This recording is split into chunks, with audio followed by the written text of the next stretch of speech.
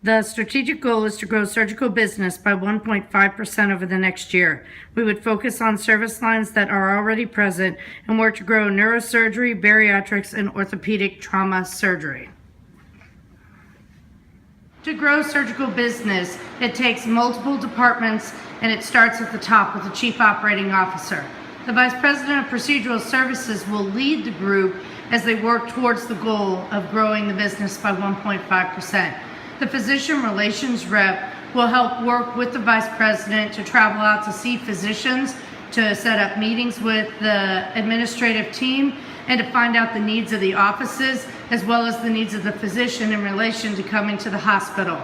Service line coordinators at the hospital will work then with those physicians to make sure that we have the equipment necessary to do the cases, that their preference cards are up to date and ready to go so that we have correct equipment in the rooms to take care of the patients. Pre-admission testing will work with the offices to make sure that everything gets scheduled properly and that the patients are seen ahead of time so that we don't have any surprises on the day of surgery.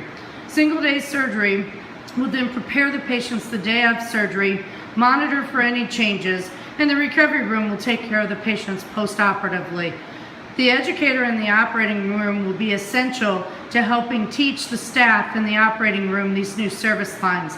Luckily, the operating room at this institution has had a very low turnover rate in the last year, 0% for RNs, and that will be key in training the staff. With the low turnover rate, we will be able to keep staff here, they're engaged in the process, and we have buy-in from them as we move forward with this growth. Surgical growth is a key strategic goal for the year 2017. We will establish a monthly review in meetings so that we can review where we are and see what we need to do to meet this goal this year. This institution is a 200-bed hospital. We are currently a level 3 trauma center seeking level 2, acting in that regard. We have 13 operating rooms, 2 hybrid rooms, an open heart, and a thriving robotic business. Those are the service lines that we hope to keep intact and continue to grow as we add the new service lines of orthopedic trauma, bariatrics, and neurosurgery into the institution. In order to meet this goal, we will have to communicate what that goal is to everyone involved in the project. The executive team set the goal of 1.5%. We will have a meeting, communicate the goal, brainstorm some ideas of what we need to do, establish a priority list, make assignments, and add due dates. The Vice President of Procedural Services will then send out the meeting minutes with these assignments and due dates. We'll continue to meet monthly and more often as necessary to review where we are in the action plan, as well as to review the goal and make sure that we're meeting it.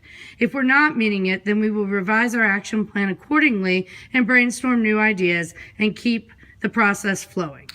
Surgical growth generates revenue and is responsible for about 80% of a hospital's profit margin.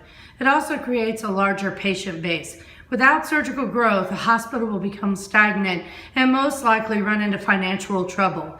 We are committed to excellence always at this institution, and relationships matter to us. We put patient safety first, and we put physicians as part of our customer base. We look forward to growing this business and to creating a larger patient base. I'd like to open this up to any questions now, if necessary.